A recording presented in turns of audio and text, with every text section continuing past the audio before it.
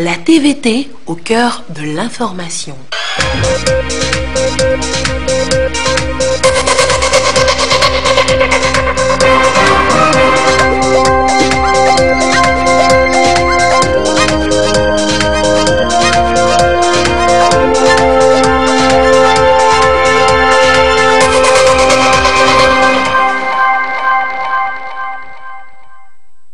Il est l'heure du journal sur la télévision togolaise. Madame, Monsieur, bonsoir et voici les titres de cette édition. Après 24 heures de prorogation, le recensement dans la zone 2 a pris fin ce jeudi. Les retardataires ont eu une journée supplémentaire pour se faire enrôler. Les échos de cette dernière journée dans cette édition.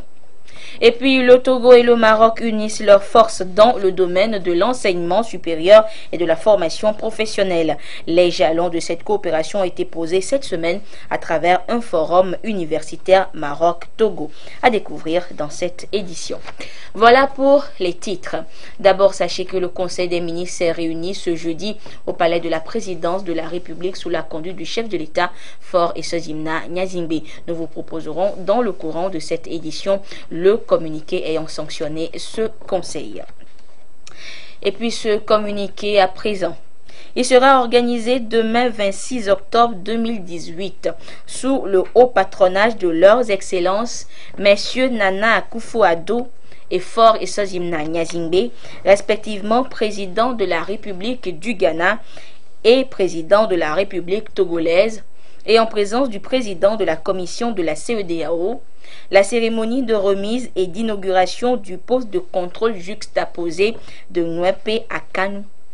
En vue de la participation massive à cette cérémonie solennelle, le ministre de l'Administration territoriale, de la décentralisation et des collectivités locales invite les présidents des institutions de la République, les membres du gouvernement, les membres du bureau de l'Assemblée nationale, les ambassadeurs et représentants des organisations internationales, les directeurs de cabinet, secrétaires généraux et chefs de service des différents ministères, les préfets, les présidents de délégations spéciales, les chefs traditionnels de la région maritime et toutes les populations de la préfecture de l'Avé et des préfectures sœurs à se rendre sur le site du poste de contrôle juxtaposé de Nwepé à Kano.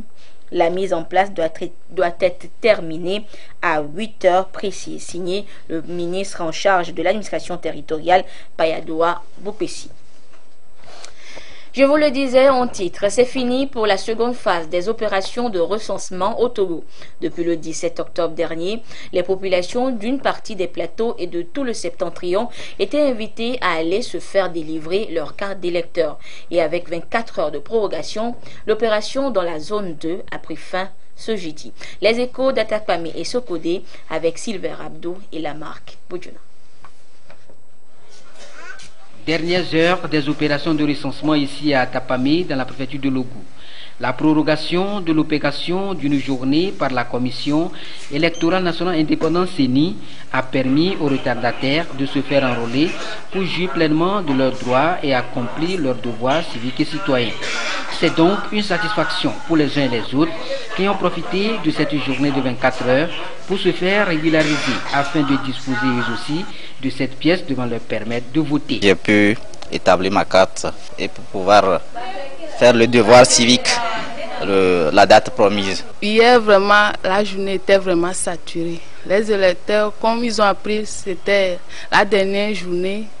Donc, tout le monde courait de gauche à droite pour être servi. Nous sommes très contents parce que cela nous a permis d'enrôler tous ceux qui restaient dans la queue aujourd'hui.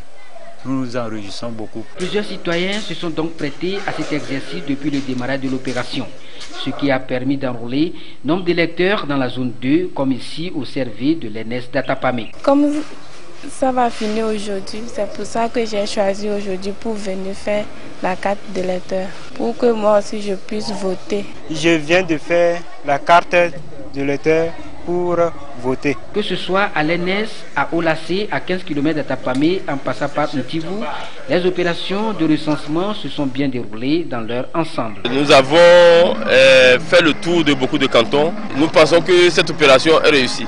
Cet acte civique et citoyen accompli par les uns et les autres va non seulement servir au vote, mais aussi permettre à la CENI de disposer d'un nouveau fichier électoral.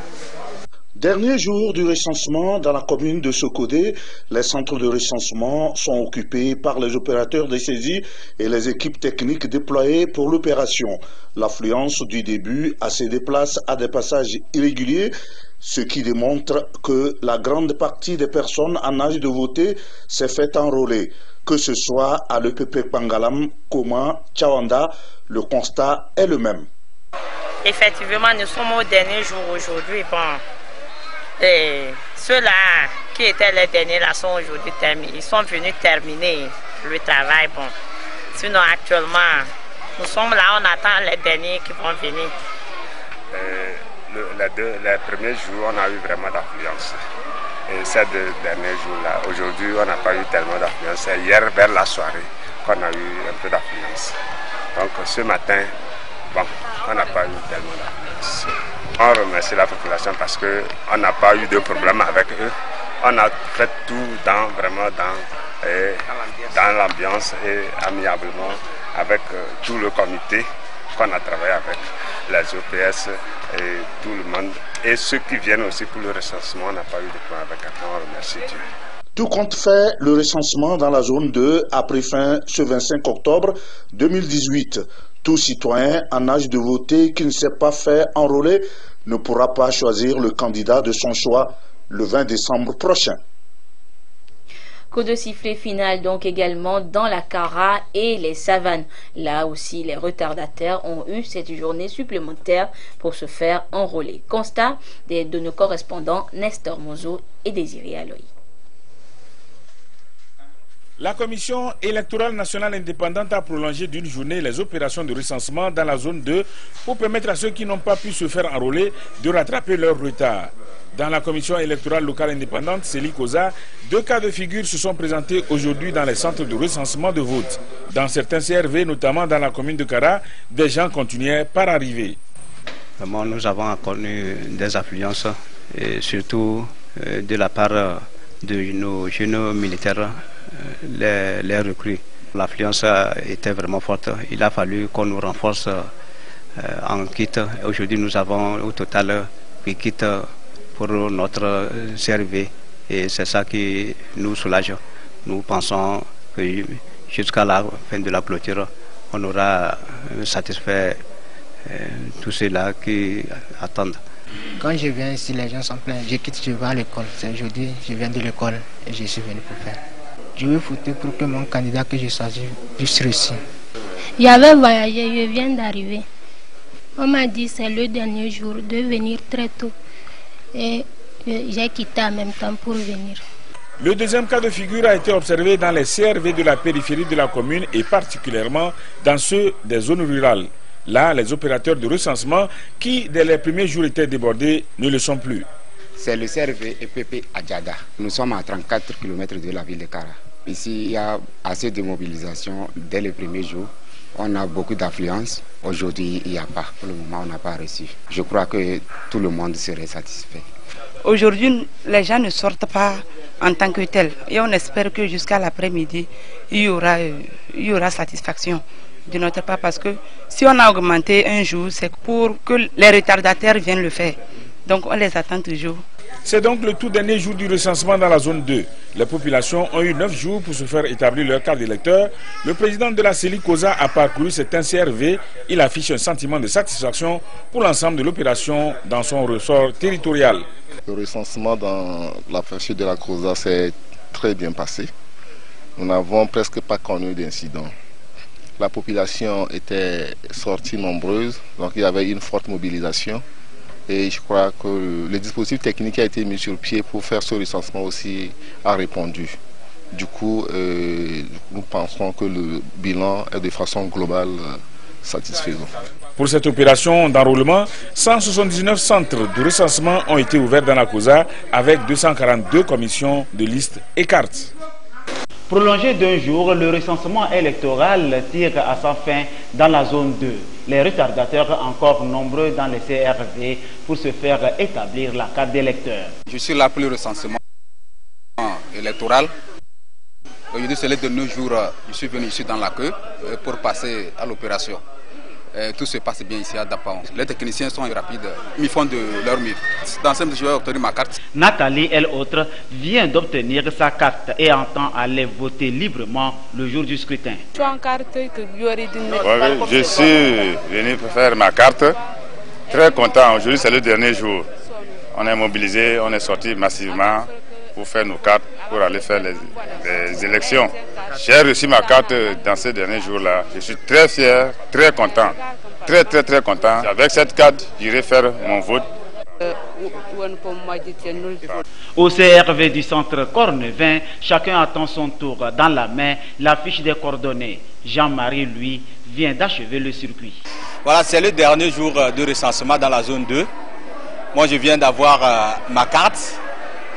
C'est le devoir qui nous appelle. C'est le pays qui nous appelle. Je viens là d'accomplir mon devoir civique. Et je crois qu'avec cette carte, je suis prêt pour les échéances électorales. Et au moment venu, avec cette carte, j'irai porter mon choix sur le candidat qui m'inspire confiance. Donc je suis vraiment fier. Il y a assez d'influence, mais j'ai été aussi matinal. C'est le dernier jour et les OPS toujours à l'œuvre. Le travail, ça marche bien, ça se déroule très bien. Les gens viennent se faire enrouler. Nous sommes à pied d'œuvre, franchement, nous sommes à pied d'œuvre. Nous ferons de notre mieux. Notre souhait, c'est d'enrouler tout le monde. De Worgou à Bodjopal, en passant par camp gendarmerie, Tingban et Tantigou, les citoyens en âge de voter retardataires espèrent obtenir ce précieux sésame qui donne droit au vote. Voilà donc ce qu'on pouvait retenir des 9 jours d'opération de recensement dans la zone 2 au Togo. La 14e journée nationale de la commune togolaise a ouvert ses portes ce matin à Lomé. Cette édition consacrée à la décentralisation financière et à la mobilisation des ressources locales se veut un stimulateur des communes togolaises à atteindre une autonomie financière. Les précisions avec Luc Assis. Ces dernières années, les villes togolaises, comme la plupart de celles africaines, font face à une urbanisation sans cesse galopante. Un phénomène qui s'accompagne de multiples défis liés à la production de services et à la satisfaction des besoins des administrés locaux. Et pour relever ces défis, l'autonomie financière des collectivités locales s'impose. Il importe donc pour les communes d'asseoir des stratégies pour mobiliser les ressources afin de mieux faire face donc à la demande des populations locales. D'où la nécessité de passer aujourd'hui d'une décentralisation administrative à une décentralisation fiscale ou financière. Sujet au centre des échanges à la 14e journée nationale de la commune togolaise. Le système de collecte et de mobilisation des ressources de nos collectivités territoriales est riche en potentialités, mais un peu dynamique dans ses fondements légaux.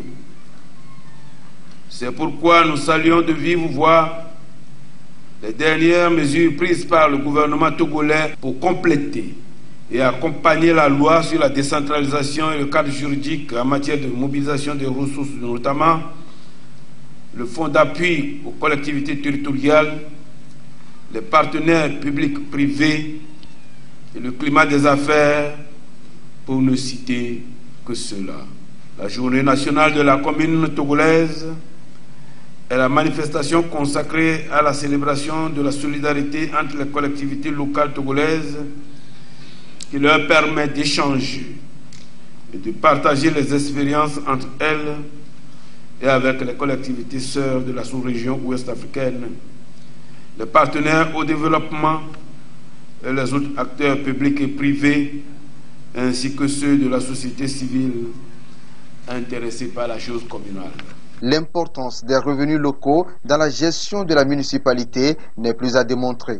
Les différents partenaires du Togo ont réaffirmé leur disponibilité à accompagner les communes togolaises dans leur désir d'aller à une décentralisation financière. Et pour cela, ces communes ont l'impérieux devoir de mobiliser les moyens techniques, humains et financiers pour en faire un catalyseur de développement local. Les efforts des collectivités locales dans tous ces domaines d'intervention ne sont possibles que parce qu'elles disposent des moyens financiers correspondants. Rien ne peut se faire sans moyens humains et financiers, que ce soit au niveau central, bien sûr, mais aussi au niveau local. Et la France a si j'ose dire, essuyé les plâtres il y a bientôt 40 ans. Elle est bien évidemment disposée ici au Togo, aux côtés de ses partenaires allemands et européens et des autres partenaires techniques et financiers, à partager son expérience pour éviter que les erreurs qu'elle a pu commettre ne soient reproduites ailleurs. La secrétaire d'État à la présidence de la République, chargée de la finance inclusive, représentant le ministre de l'administration territoriale, de la décentralisation et des collectivités locales, a encouragé la détermination des communes et a rappelé les diverses actions déjà menées par le gouvernement pour l'autonomisation et la promotion du développement local. Ces initiatives collectives témoignent de l'intérêt collectif affiché par le bureau exécutif de l'Union des communes du Togo depuis plusieurs années. Et pour illustrer, je m'en vais vous citer quelques réalisations de l'année 2018 qui ont consisté à l'appui à 5 communes dans l'élaboration des fichiers des contribuables, l'appui à l'élaboration de 5 plans de développement communaux, le financement des projets eau, hygiène et assainissement, l'appui à l'amélioration des prestations en matière d'état civil dans 5 communes. Le thème choisi pour cette 14e édition, je cite, « Décentralisation financière et mobilisation des ressources locales, enjeux et perspectives pour les collectivités locales togolaises », est un des chantiers lancés par le chef de l'État en matière de décentralisation. La richesse des communications qui seront présentées témoigne encore une fois de l'importance que l'UCT accorde à la politique du gouvernement dans ses efforts de conduite progressive des collectivités territoriales de notre pays vers une décentralisation réussie. Offrir des services de qualité à la population est la finalité d'une décentralisation réussie. La conférence inaugurale de cette journée, axée sur la décentralisation financière et la réussite de la décentralisation, expérience croisée en Afrique francophone et anglophone, interpelle tous les acteurs communaux à œuvrer davantage en s'inspirant des cas de réussite d'ailleurs pour le bien-être de leurs administrés. Évoquons à présent la biotechnologie, une approche pour aider à la préservation de la planète. Le concept est nouveau et permet de faire face aux besoins alimentaires des populations tout en prenant soin de l'environnement. Le Togo ayant ratifié le protocole de Cartagena sur le sujet, il est l'heure d'élaborer un plaidoyer pour la prise en compte de la biosécurité dans les politiques sectorielles. Les précisions avec Narcisse Patinde et Prudence Zissou. D'importants stocks de produits OGM, organismes génétiquement modifiés, sont déversés chaque jour sur les marchés avec des risques sur la santé des populations. Une situation due à la porosité des frontières et au non-respect des normes biosécurité dans les secteurs du commerce, de l'agriculture et de l'élevage. Et pourtant, le protocole de Cartagena ratifié par le Togo fixe les mesures en matière de prévention des risques biotechnologiques. Pour rectifier le tir, le Togo devra disposer d'un cadre juridique institutionnel en la matière. Ces acteurs relevant des différentes structures de l'État préparent ici un plaidoyer sur l'intégration de cette nouvelle approche dans les politiques et plans sectoriels. Les OGM, c'est vrai que d'une part, ça peut être une contribution pour le développement, mais au même moment, comme vous le savez, tout élément de développement comporte également des risques. Et c'est pour ça qu'il faut pouvoir prendre des mesures d'abord avant de s'y engager. Les douaniers qui sont au niveau des frontières, ils doivent maîtriser comment on identifie, quelles sont les méthodes pour identifier un produit OGM. S'ils ne le savent pas, ça ne peut pas avancer. Et c'est pour ça que cette rencontre a été organisée pour permettre à chaque structure de comprendre l'étendue donc de ses responsabilités et pouvoir intégrer donc cet aspect-là dans le développement des plans qui sont conçus à leur niveau. Au-delà de la vulgarisation du plan d'action pour l'intégration de la prévention des risques biotechnologiques, ces acteurs vont également travailler pour une meilleure mise en œuvre du protocole de Cartagena. Aujourd'hui, la technologie avance de façon fulgurante et il y a beaucoup de produits qu'on est en train de fabriquer. Alors, il faudrait que chaque pays puisse se doter des outils nécessaires pour vraiment prévenir les maladies ou du moins les maux qui peuvent atteindre sa population. Et donc c'est pour ça que dans nos politiques, nous devons intégrer cette question des risques biotechnologiques. À terme, une stratégie nationale sur la biosécurité sera nécessaire pour le Togo. Une démarche judicieuse pour un pays conscient de l'apport important que pourrait avoir cette technologie dans les secteurs comme l'agriculture et la santé. Et restons toujours dans la préservation de l'écosystème avec cette fois les bioénergies. Le secteur est en plein essor et est considéré comme un atout dans la lutte contre les changements climatiques sur la planète. Mais comment gérer et utiliser ces bioénergies? La FAO prend le sujet à cœur et veut initier des mesures pour assurer la durabilité du partenariat global pour les bioénergies dans les pays de la CEDEAO. Mary Agbo et Rachel Aoukou nous en disent plus.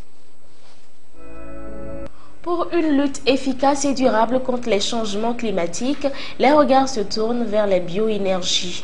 Considérées comme un véritable atout dans l'accès aux services énergétiques fiables et durables, les bioénergies, notamment le bois, les résidus agricoles, le charbon de bois, le fumier, se révèlent comme un outil efficace dans la lutte contre les changements climatiques. La bioénergie peut agir pour réduire les changements climatiques, pour remplacer les combustibles fossiles et pour augmenter l'accès à l'énergie, surtout dans les pays en développement.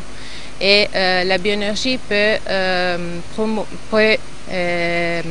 donner l'accès à les services modernes de l'énergie et peut contribuer à réduire l'émission de gaz à effet de serre et peut en même temps contribuer à restaurer les paysages forestiers et la biodiversité.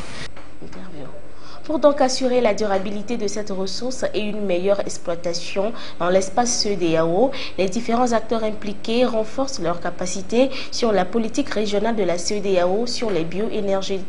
Ils se familiarisent surtout avec le partenariat global sur la bioénergie. Les objectifs d'aujourd'hui seront d'avoir un cadre complet de la production de bioénergie au Togo et sur les filières les plus importantes, les plus remarquables de bioénergie. Et nous allons définir la filière de bois énergie et nous allons aussi sensibiliser les politiciens sur la nécessité de faire de nouvelles politiques et d'appliquer de nouvelles mesures pour le développement durable du secteur. La rencontre première du genre est organisée par la FAO avec l'appui financier de la GIZ qui s'est investie depuis des années déjà à faire la promotion des bioénergies. Je vous l'annonçais en début d'édition, le Conseil des ministres s'est réuni ce jeudi au palais de la présidence de la République sous la conduite du chef de l'État, Faure Sozimna Nyazingbe. L'essentiel de ce conseil avec le ministre en charge de la communication, Guy Madji Lorenzo. Communiqué sanctionnant le Conseil des ministres du jeudi 25 octobre 2018. Le Conseil des ministres s'est réuni ce jeudi 25 octobre 2018 au palais de la présidence de la République sous la présidence du président de la République, son Excellence M. Faure Sozimna Nyazingbe. Au cours des travaux, le Conseil a adopté 2 projets de loi et 8 décrets, écouté une communication et abordé un divers. Au début des travaux, le chef de l'État a félicité les populations et tous les acteurs qui ont contribué au bon déroulement du processus de recensement électoral mis en œuvre par la CENI et qui s'achève aujourd'hui. Malgré quelques difficultés techniques rencontrées et des incidents mineurs enregistrés, le processus a été conduit de façon satisfaisante. En ce qui concerne les incidents enregistrés, le président de la République a instruit tous les services compétents, notamment les services de sécurité et de justice, d'entreprendre toutes les démarches pour identifier leurs auteurs afin qu'ils répondent de leurs actes. Le chef de l'État a engagé le gouvernement à tirer tous les enseignements en vue de continuer à améliorer le processus électoral dans notre pays. Le président de la République est revenu sur l'atelier d'appropriation du plan national de développement organisé les 19 et 20 octobre 2018 au palais de la présidence. Cet atelier, ouvert et animé par le Premier ministre, a rassemblé les membres de l'administration, du secteur privé, des partenaires techniques et financiers.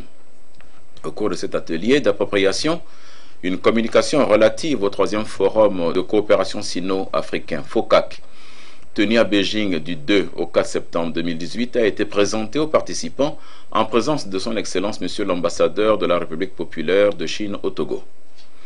Lors de ce forum, le président chinois a annoncé la mise à disposition de l'Afrique d'une enveloppe de 60 milliards d'US dollars qui sera déployée sur 3 ans au travers de 8 initiatives phares dont la promotion industrielle, l'interconnexion des infrastructures, la facilitation du commerce, le développement respectueux de l'environnement, le renforcement des capacités, les soins de santé, les échanges humains et culturels, ainsi que la paix et la sécurité, ceci en continuité de l'initiative chinoise Ceinture et Route. Un lien entre les 3 axes du PND et les 8 initiatives phares du FOCAC a été établi et, ensemble, administration, secteur privé et partenaires techniques et financiers ont travaillé sur les projets prioritaires qui sous-tendent la mise en œuvre du PND. Le chef de l'État a donné des instructions aux administrations pour se rendre plus disponibles et attentives aux préoccupations du secteur privé appelé à jouer un rôle primordial dans l'exécution du plan national de développement. Prenant la parole, le Premier ministre a exprimé l'admiration du gouvernement à l'endroit du président de la République pour ses orientations qui ont permis le bon déroulement du recensement électoral. Le Premier ministre a tenu à souligner que tous les partenaires auxquels le PND a été présenté ont marqué leur appréciation sur la qualité et le pragmatisme de ce plan. Il a rassuré le chef de l'État que l'ensemble du gouvernement fera les efforts nécessaires afin que sa vision au travers du PND soit véritablement traduite dans la réalité pour le bien-être de nos populations. Au titre des projets de loi, le premier projet de loi adopté par le Conseil institue les juridictions commerciales en République togolaise. Sous l'impulsion de son Excellence Monsieur le Président de la République, le gouvernement met en œuvre un ambitieux programme visant à améliorer le climat des affaires dont l'un des volets est consacré à l'exécution des contrats qui concernent spécialement le fonctionnement et l'organisation de la justice commerciale. C'est ainsi qu'au tribunal de Lomé, des chambres commerciales ont été créées et fonctionnent à travers un protocole d'accord qui, tout en garantissant les bonnes pratiques, ne comble pas le vide quant à la base légale de la procédure. En effet, suivant l'article 84 de la Constitution, les règles fixant la procédure devant les tribunaux judiciaires et administratifs sont fixées par la loi. Le présent projet de loi, inspiré des principes universels d'une justice de qualité et des règles dictées par l'OHADA, vient régulariser cette situation en créant les tribunaux et en instituant la procédure à suivre devant les juridictions commerciales. Le deuxième projet de loi adopté par le Conseil est relatif à la protection des données à caractère personnel. Ce projet de loi met en place un cadre juridique institutionnel qui offre une protection plus efficace des libertés et droits fondamentaux des personnes physiques à l'égard de leurs données à caractère personnel. Il précise notamment la définition de la notion de données à caractère personnel, les exigences de conformité légale des traitements des données à caractère personnel, les droits des personnes dont les données à caractère personnel font l'objet d'un traitement et crée une instance nationale de protection des données à caractère personnel. Il tient compte des dispositions de l'acte additionnel AS-A1-01-10 relatif à la protection des données à caractère personnel adopté par la CEDEAO, ainsi que de la Convention de l'Union africaine sur la cybercriminalité et la protection des données à caractère personnel. Au titre des décrets, le Conseil des ministres a adopté 8 décrets, dont 4 portant création et organisation de l'École nationale des auxiliaires médicaux d'Atakwame, Tchévié, Balimé et d'Apaon, et 4 portant création et organisation de l'École nationale des sages-femmes d'Atakwame, de Tchévié, de Balimé et de Dapaon. La politique de redynamisation du secteur de la santé, composante du 3e axe du plan national de développement 2018-2022, comporte notamment le renforcement en ressources humaines à travers la multiplication et la déconcentration des centres de formation. Dans cette logique que le gouvernement a décidé de créer des écoles d'auxiliaires médicaux et de sages-femmes à Dapaon, Atakwame, Balimé et Tchévié. Ces écoles, ouvertes à la rentrée scolaire 2018-2019, vont constituer, avec les facultés de sciences de la santé des universités de Lomé et de Kara, un véritable vivier de formation en ressources humaines destiné à améliorer l'offre de soins en qualité et en quantité. Au titre de la communication, Le Conseil a également écouté une communication présentée par le ministre des Mines et de l'Énergie relative au projet d'approvisionnement du Togo en gaz naturel liquéfié auprès de la Guinée équatoriale. Face à l'impératif de l'accès universel à l'énergie à l'horizon 2030, il est apparu nécessaire de rechercher de nouvelles dynamiques et de nouveaux schémas de partenariat, mais aussi de recourir à la mutualisation des efforts et des moyens dans le secteur de l'énergie. C'est dans ce cadre que le ministère des Mines et des Hydrocarbures de la République de Guinée équatoriale a manifesté sa volonté de coopérer avec le ministère des Mines et de l'Énergie du Togo dans le secteur de l'énergie, particulièrement dans le domaine de l'approvisionnement en gaz naturel liquéfié, le GNL. Après les échanges préliminaires, les deux parties ont décidé d'explorer la possibilité de réaliser des infrastructures de stockage et de regazéification du GNL pour alimenter les centrales thermiques du Togo.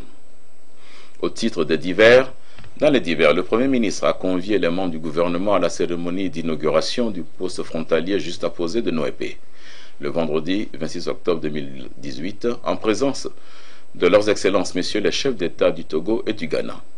Un communiqué du ministre de l'administration territoriale, de la décentralisation des collectivités locales précisera les différents corps conviés et l'heure de la mise en place. Fait à Lomé le 25 octobre 2018, le Conseil des ministres. Et je vous donne lecture une fois encore de ce communiqué justement. Il sera organisé demain 26 octobre 2018 sous le haut patronage de leurs excellences messieurs Nana Akufo-Addo et Faure Eswazimna Nyazingbe, respectivement président de la République du Ghana et président de la République togolaise, et en présence du président de la commission de la CEDEAO. La cérémonie de remise et d'inauguration du poste de contrôle juxtaposé de Noépé à Kano.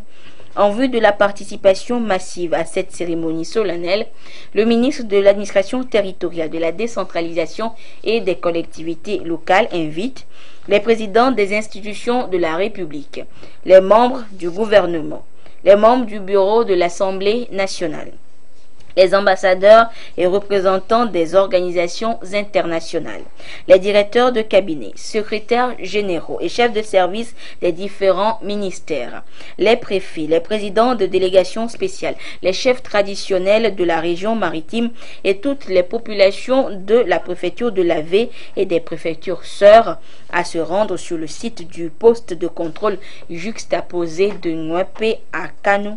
La mise en place doit être terminée à 8 heures précises.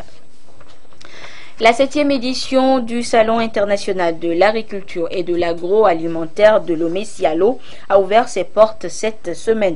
Une nouvelle occasion de valoriser et promouvoir les produits agricoles locaux et d'offrir un espace de rencontre et d'échange entre les acteurs agricoles du Togo, d'Afrique et d'ailleurs. L'agriculture occupe une place de choix dans la politique du développement, la politique du gouvernement, et la jeunesse, qui est souvent confrontée à un problème de chômage, est appelée à oser créer sa propre entreprise pour son épanouissement. L'entrepreneuriat agricole est en marche et plusieurs mécanismes sont d'ailleurs élaborés pour accompagner techniquement et financièrement les jeunes qui s'y aventurent. Au Salon international de l'agriculture et de l'agroalimentaire de Lomé-Sialo, donc, l'entrepreneuriat jeune est valorisé. Et Dame Sousoupo nous le fait découvrir dans le dossier qui suit.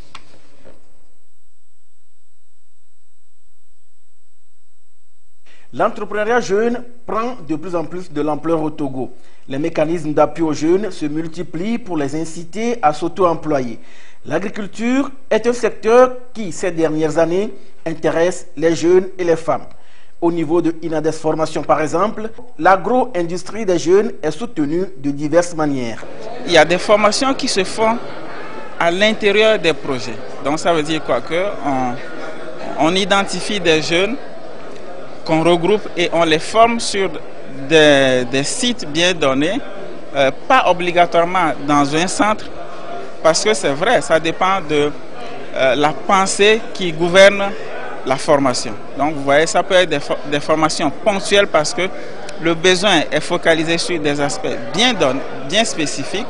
Ça peut être aussi des formations qualifiantes, donc pour permettre aux jeunes d'avoir toute la capacité nécessaire. L'idée est d'amener cette couche sociale à être au cœur de la croissance économique inclusive.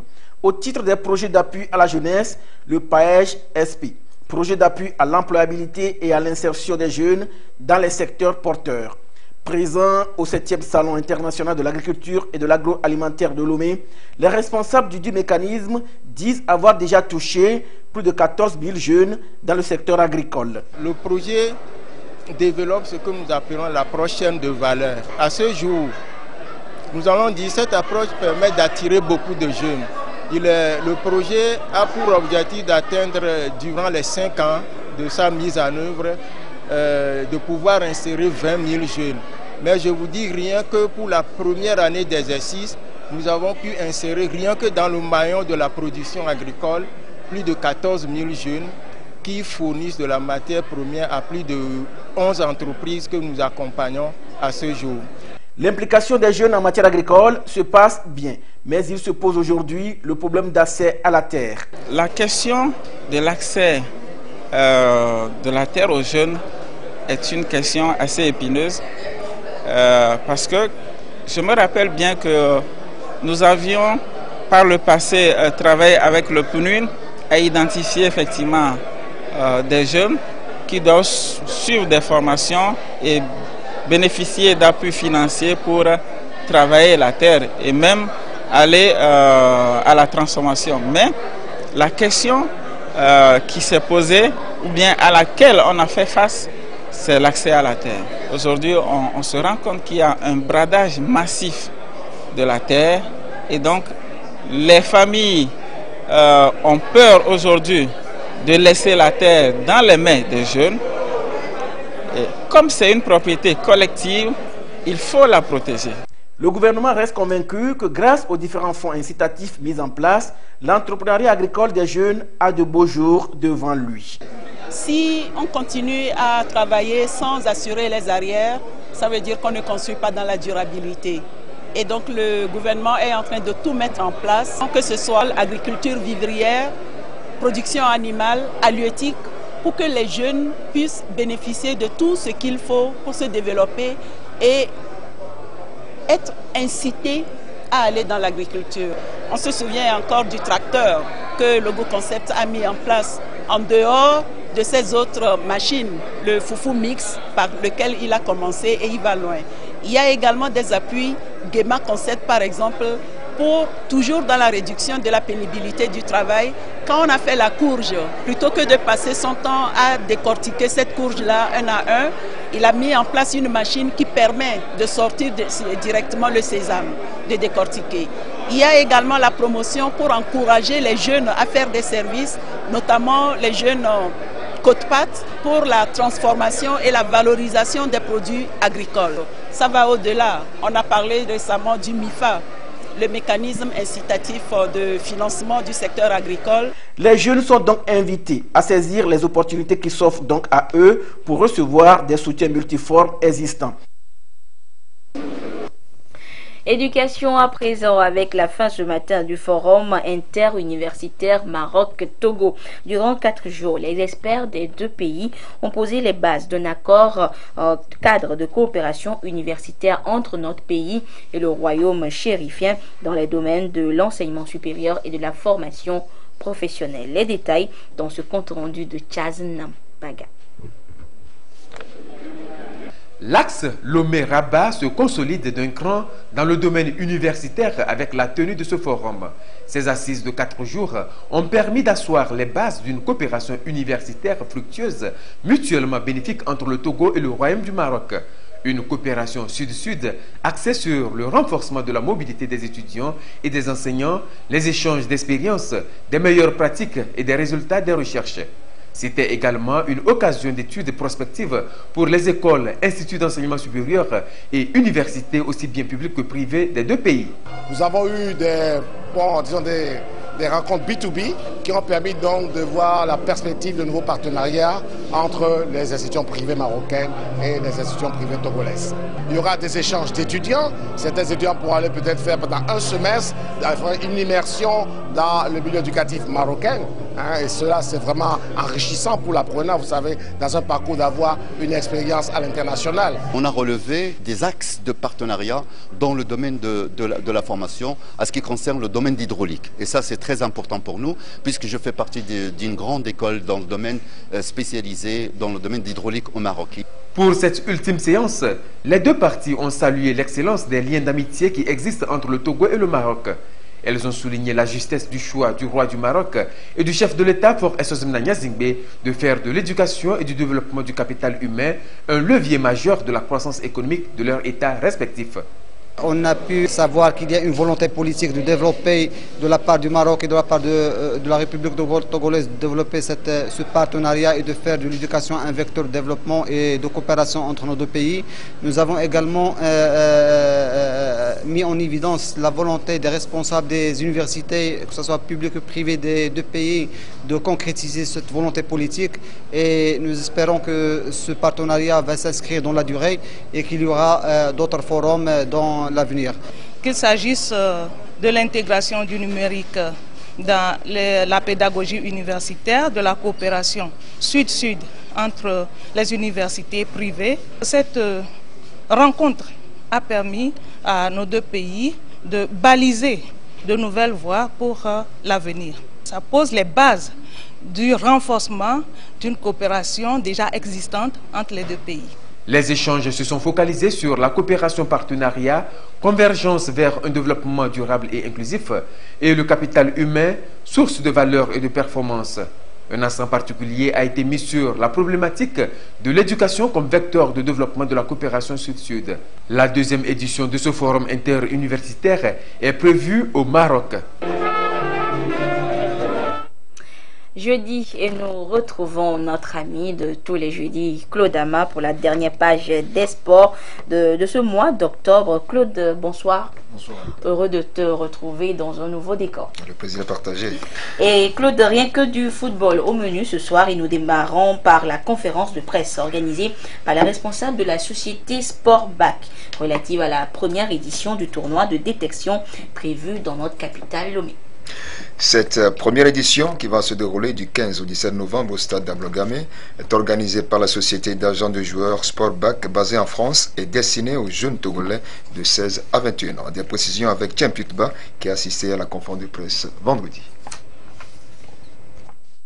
Sénégal et Togo désormais, la société d'agents de joueurs basée en France Sportback continue de déployer ses ailes en Afrique en vue de détecter, suivre et placer les meilleurs talents dans les grands clubs du monde. Au Togo, où elle vient de s'introduire par l'entremise de l'international Dieng Dakonam, sociétaire du club espagnol Getafe, Sportback révèle à travers cette conférence de presse qu'elle va organiser du 15 au 17 novembre au stade d'Ablogame à Lomé, un tournoi de détection de talent. Une compétition où seront présents agents de joueurs et autres chasseurs de talent venus d'Europe. C'est une initiative qu'on a fait à Accra, au Sénégal, et maintenant on a voulu le faire au Togo. Ce tournoi va se dérouler par un match de 20 x 2 pour tous les clubs. Il y aura les clubs, même structurés ou pas, mais qu'ils soient organisés. Il n'y aura pas de souci pour la finale, il y aura des prix, il y aura des récompenses. Il y aura même une surprise qu'on va faire pour les joueurs qui ont la finale, qui pourront pouvoir se déplacer pour le match du Togo pour l'Algérie. Bon à retenir aussi, l'aspect technicité des joueurs sera primordial lors de ce tournoi. L'aspect technique est très important, les touchés de balle, la vision de jeu, tout ce qu'un grand agent peut voir chez un joueur ou un grand entraîneur peut voir chez un joueur. Parce qu'on en a besoin là maintenant. Le Togo en a besoin. On a besoin d'avoir de bons joueurs pour prendre la relève.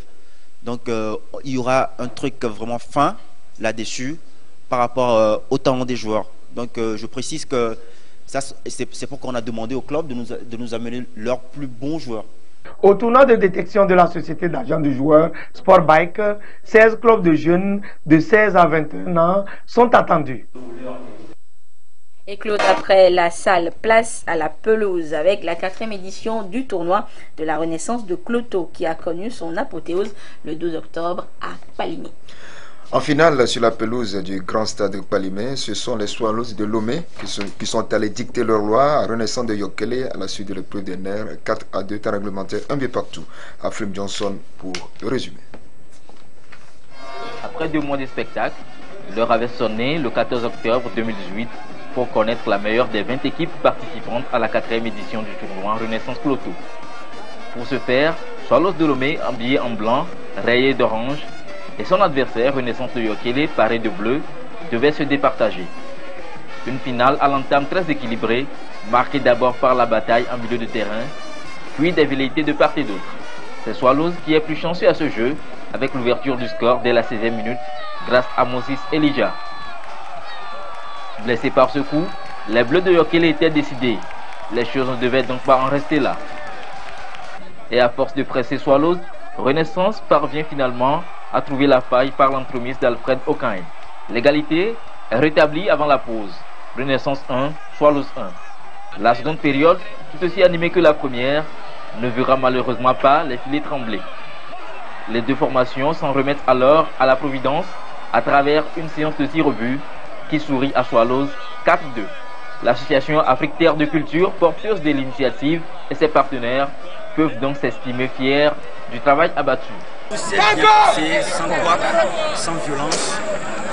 Le public sportif du Grand Cloto a compris que le football est après tout une fête. Nous sommes très ravis. À la fin de ce tournoi, nous avions quand même pu laisser 9 joueurs pour les D1 et les D2. Et bientôt, nous allons commencer par découvrir des vrais talents. C'était un très bon match. C'est une bonne initiative de permettre à nos jeunes de pouvoir pratiquer ce sport-là qui est... Le sport, c'est la santé, mais au-delà de la santé, aujourd'hui, le football est devenu une activité à part entière. Et permettre à nos jeunes de pouvoir s'entraîner, de pouvoir échanger et créer cette émulation est une chose importante. Histoire de clôturer en toute beauté, les organisateurs n'ont pas laissé les équipes repartir les mains vides. Les 3 premières ont reçu enveloppe, médaille, ballon, jeu de maillot, le trophée en plus pour Swallows de Lomé. Oui, voilà, Rita, ainsi se referme la dernière page des sports du mois d'octobre. Samedi, Jean, Kofi et Dédi et moi retrouverons nos amis télésportifs à travers le magazine Sport et Détente pour d'autres infos sportives. Et Claude Ama, vous et moi, nous retrouverons les téléspectateurs jeudi et prochain. Vous suivrez tout à l'heure, à partir de 21h précise, votre émission Le Togo en marche. Pierre Soussoupo et Adolphe Paka vous parleront des enjeux et défis de l'électrification rurale au Togo. Le rendez-vous est pris pour 21h en direct donc sur la télévision togolaise. Ainsi se referme cette édition. Merci à tous ceux qui nous ont suivis, notamment du côté de Pagouda dans la Bina et de Pasouadé dans la région centrale. Au revoir.